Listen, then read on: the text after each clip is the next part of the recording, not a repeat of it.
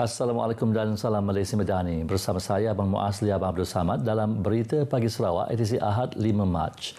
Projek Jambatan Bintulu Jepak yang merentasi Kuala Kemenah dijangka siap penghujung Oktober 2024. Timbalan Premier Dato' Amar Douglas Ugah Embas berkata projek jambatan kabel kekal itu sekaligus bakal menjadi tarikan Bandar Bintulu, bahkan membawa pembangunan di kawasan berkenaan. Jelas Dato' Amar Douglas, kemajuan projek ini telah mencapai 49.31% berbanding 48.65% dalam jadual projek. Jambatan ini akan siap pada 30 Oktober 2024 ataupun lebih awal. Saya melihat bahawa kalau semua perancangan, the work schedule being carried out according to the schedule, and now they are already solving the problem of manpower dari China. Jadi dengan itu saya yakin bahawa projek ini dapat berjalan dengan lancar. Beliau berkata demikian semasa sidang media di tapak projek Jambatan Bintulu Jepak. Projek bernilai lebih RM466 juta ini akan menghubungkan Bandar Bintulu ke lapangan terbang lebih dekat sekaligus membawa pembangunan pesat ke kawasan sekitarnya. Selain daripada itu, Jepak Jaya juga akan dibangunkan sebagai kawasan gelombang kedua pembangunan Bintulu serta pusat pentadbiran pejabat residen bahagian Bintulu baru, kawasan perumahan baru serta kompleks beli belah. Penganugerahan Darjah Yang Amat Mulia Bintang Sarawak, Panglima Setia Bintang Sarawak PSBS yang membawa gelaran Datuk kepada mendiang penghulu Imban Medan pada Oktober tahun lalu diraikan oleh waris dan ahli keluarganya semalam. Majlis kesyukuran itu diadakan di pusara mendiang yang terletak di kawasan skim penempatan semula Sekwau, kira-kira 40 minit perjalanan dari Bandar Sibu. Hadir pada majlis kesyukuran antaranya adalah Menteri Perpaduan Negara Dato' Aaron Agodagang yang menyifatkan anugerah itu sebagai satu penghargaan besar kepada pengorbanan mendiang. Walaupun saya di Kuala Lumpur banyak kerja, tapi pada hari ini saya datang sini untuk sama-sama dengan keluarga mendiang dan masyarakat di Sekwau ini untuk sama-sama hadir pada majlis kesyukuran atas kurniaan mendiang dengan pingat Datuk lah. Bagi cucu mendiang Roslyn Anthony Ajang, beliau berasa bangga dan bersyukur dengan pengurniaan pingat itu kepada mendiang. Dedahnya gelaran Datuk itu bukan satu-satunya penghargaan yang telah diberikan oleh kerajaan kepada mendiang penghulu Imban. Bagi kami, bila penghargaan yang pertama ialah sebuah sekolah dinamakan SK Penghulu Imban. And then ini adalah yang kedua, gelaran Datuk. Dan ini yang kedua lah. Jadi bila sebuah sekolah di sini SK Penghulu Imban, jadi kita sangat bangga lah. Kita bangga sebab nama sekolah itu atas nama beliau. Jadi bagi kami itu adalah satu-satunya peringatan bagi beliau lah. Bagaimana kerajaan memperingati beliau, bagaimana kerajaan mengkirap beliau untuk atas pengorbanan beliau. Saya mengucapkan terima kasih kepada Kerajaan Negeri Sarawak kerana telah menghargai jasa Dalit Penghulu Imban dan dikurniakan Datuk Darjah Kebangsaan Negeri Sarawak. Ini adalah satu petanda yang baik untuk menghargai pejuang-pejuang kita dulu yang telah menyokong kerjasama kerajaan untuk melawan pengganas komunis masa itu. Pembunuhan mendiang penghulu Imban Medan berpunca apabila mendiang melaporkan aktiviti komunis di kawasan kediamannya. Sepasukan komunis ke Rumah Panjang Balang Alau, Ulu Oyak Sibu pada 15 Februari 1972 dan ketika itulah mendiang penghulu Imban 72 tahun dibelasah dan akhirnya ditembak mati. Dikebumikan di Nanga Pakoh, kubur mendiang digali semula dan dipindahkan pada 26 Februari 2012 ke sebuah monumen di skim penempatan semula Sekwau.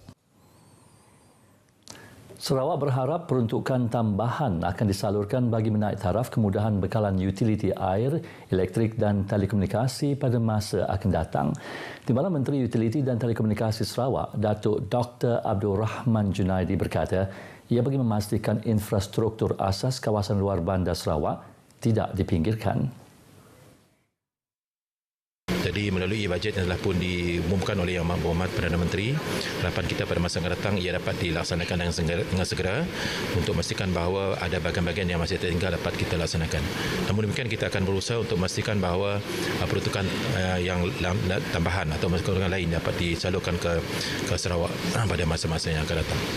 Menurut Datuk Dr. Abdul Rahman, sebelum pembentangan tersebut diumumkan, pihaknya menjangkakan peruntukan yang lebih banyak daripada Kerajaan Persekutuan untuk disalurkan kepada Sarawak, terutama tumpuan utiliti yang amat diperlukan oleh penduduk negeri ini.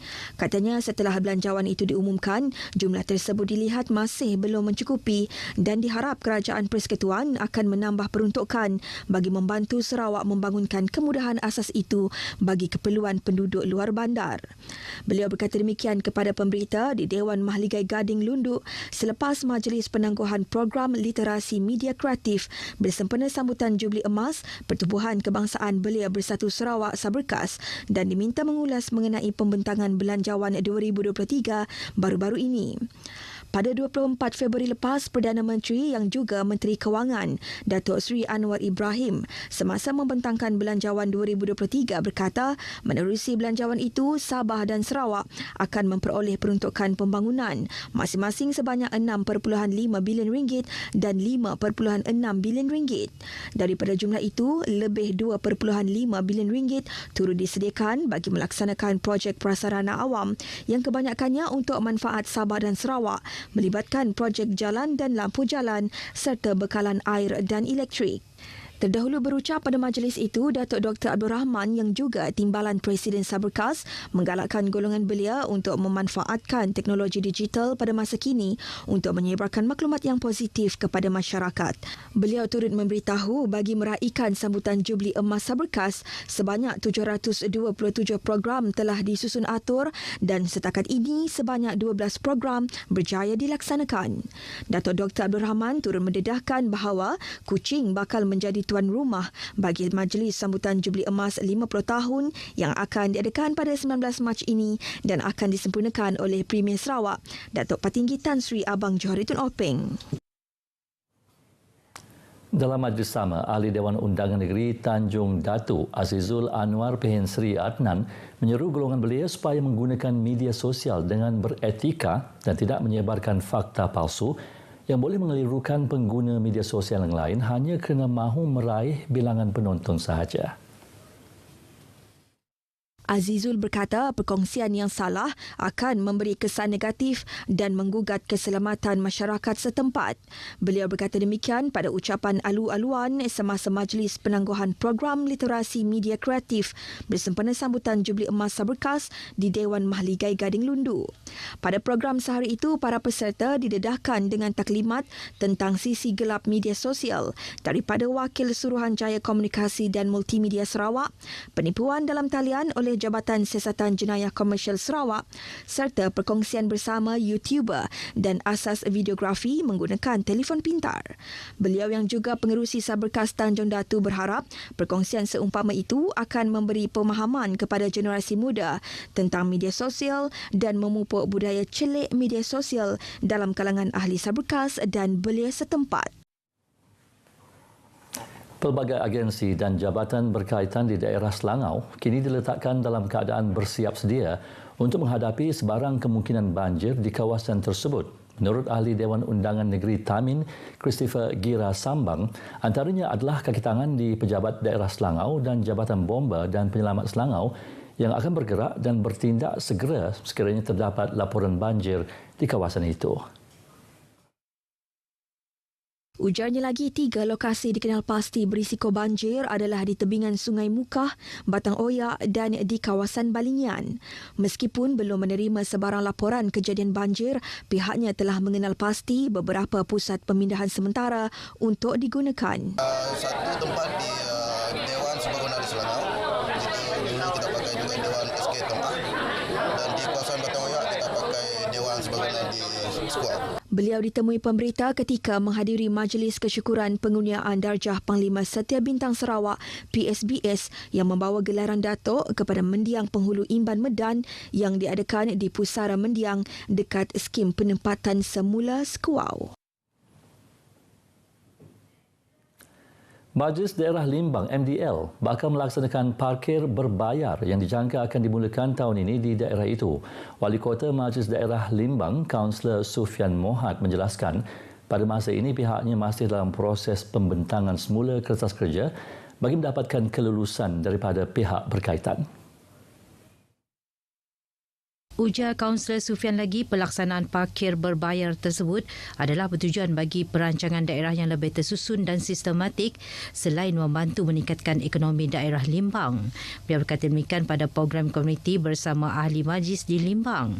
Dalam pada itu, Kaunselor Sufian turut menyeru agar masyarakat Limbang untuk terus memainkan peranan mereka dalam menjalankan tanggungjawab untuk membayar cukai taksiran atau cukai pintu kepada pihak MDL. Dalam majlis tersebut, beliau turut menyerahkan tong sampah beroda kepada 300 orang terawal yang membayar cukai pada tahun ini.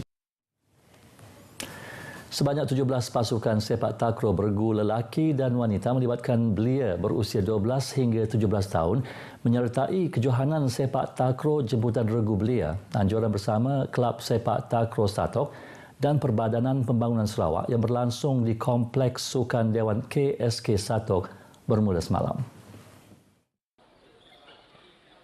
Kejohanan yang julung kali diadakan bukan sahaja menampilkan pemain-pemain muda dari kawasan Satok, malah melibatkan penyertaan pemain sepak takraw belia dari sekitar Kuching, Seratok, Serikis, Serian dan Bawuk. Berucap ketika majlis perasmian kejohanan tersebut, pengurusi Kelab Sepak Takraw Satok, Abang Kamaruzaman Abang Darshid memberitahu kejohanan itu bertujuan untuk mengembalikan populariti sukan sepak takraw dalam kalangan generasi baru yang pada zaman kini lebih cenderung kepada sukan elektronik atau e-sukan.